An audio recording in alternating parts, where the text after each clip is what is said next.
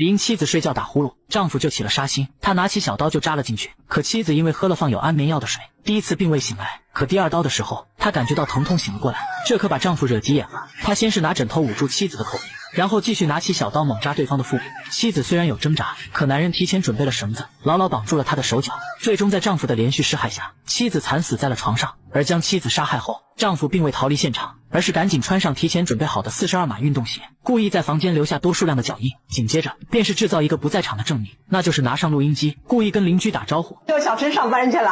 哎，吃饭了，阿姨。是那个，我做了红烧鸡，下班赶紧回来。